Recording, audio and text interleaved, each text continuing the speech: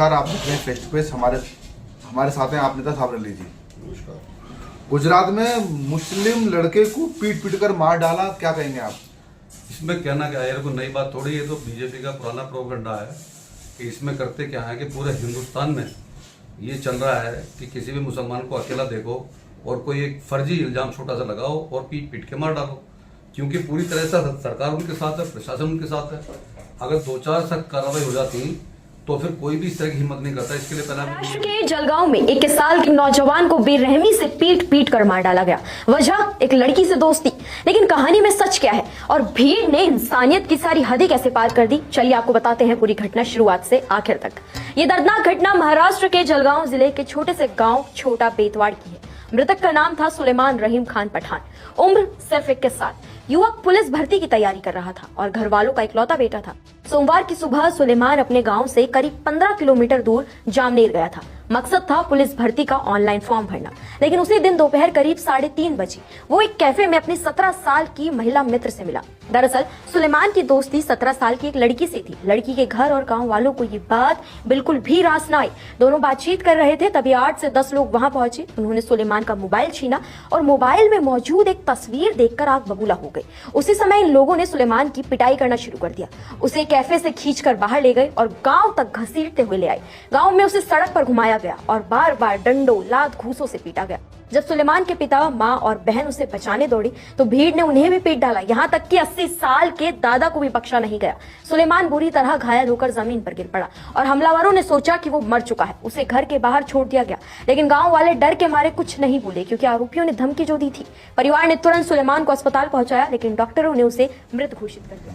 अब आपने वीडियो देखा, ये मैं नहीं बोल रहा हूँ, पूरा हिंदुस्तान इसकी निंदा कर रहा है और लोग, लेकिन इन लोगों को शर्म नहीं आती कि आज ये मुसलमान को मार रहे हैं, कल ये आपस में हिंदू को भी मारेंगे, क्योंकि जिसको मारने की आदत पड़ जाती है वो फिर झुकता नहीं है।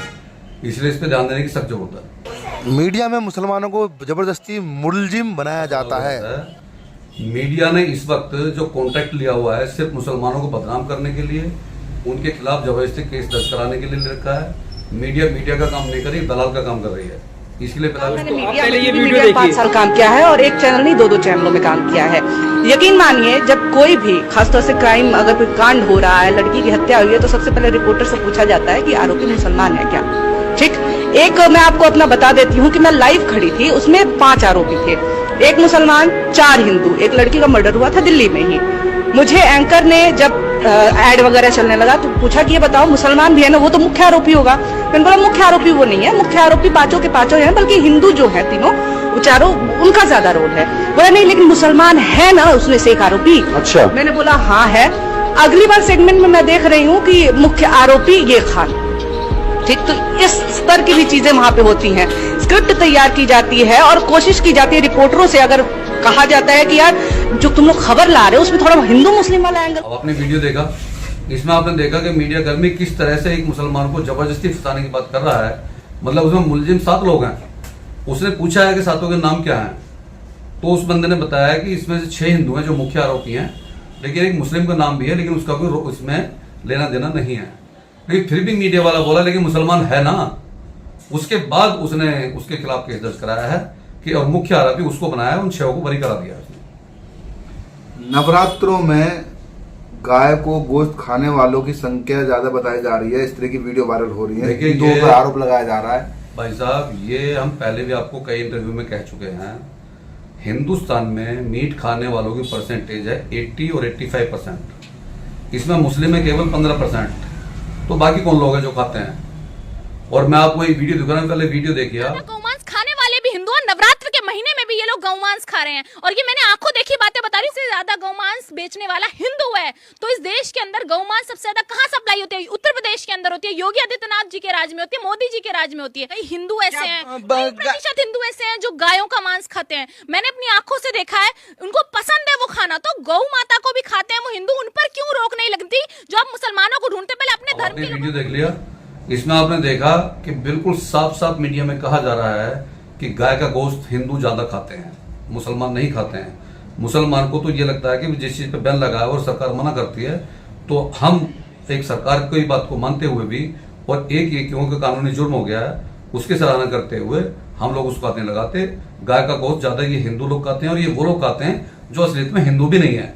हिंदू भाइयों को नाम बदनाम करते हैं, लेकिन असलियत में हिंदू का चोला इन्होंने उड़ा हुआ है। सर नेपाल में तख्ता पलट हो गया, इस पर क्या सोचते हैं आप, क्या देखते हैं? देखिए, पहले शेख हसीना का यह शुरू हुआ था, आपने देखा, अब नेपाल में हो गया। तो एक जनता के बीच शुरुआत हो चुकी है। जुल्म कब तक सहेगी जनता? अब होने वाला यह है कि धीरे धीरे जो भी कंट्री इस तरह से जनता को परेशान करेगी तो उसका तख्ता पलट होगा। इसके लिए वीडियो देखिए। जहां की सरकार ने कुछ दिन पहले यूट्यूब, व्हाट्सएप, इंस्टाग्राम को बैन कर दिया। कुल 26 सोशल मीडिया प्लेटफॉर्म्स को बैन लगाया गया। अब उसके विरोध में जनता सड़क पर उतर आई है। काठमांडू में रात 10 बजे तक कर्फ्यू लगा दिया गया है। सरकार को अर्जेंट मीटिंग करना पड़ रहा है, और ये सब इसलिए क्योंकि सोशल मीडिया प्लेटफॉर्म्स को बैन किया गया। ये बता रहा है कि इंस्टाग्राम, फेसबुक केवल अब मनोरंजन का माध्यम नहीं है, अब ये माध्यम बन चुका है रोजगार का, पैसा कमाने का। और जब इस रोजगार पर कोई रोक लगाएगा तो इस तरीके का प्रदर्शन।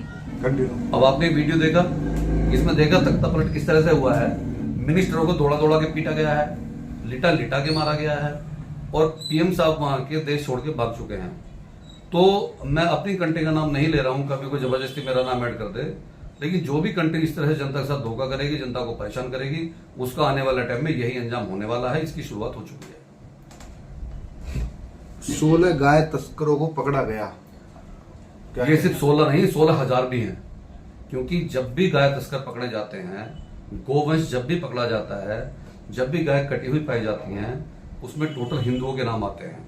जबकि सरकार हिंदुओं की है, हिंदू सारे मिनिस्टर हैं, हर लेवल पे हिंदू लोग बैठे हैं, तो जबरदस्ती तो नाम लिख नहीं सकते।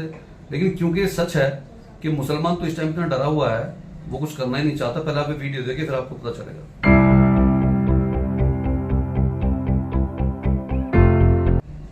आपने देखा कि 16 के 16 हिंदू हैं, लेकिन मीडिया ने इनको कहीं नहीं दिखाया।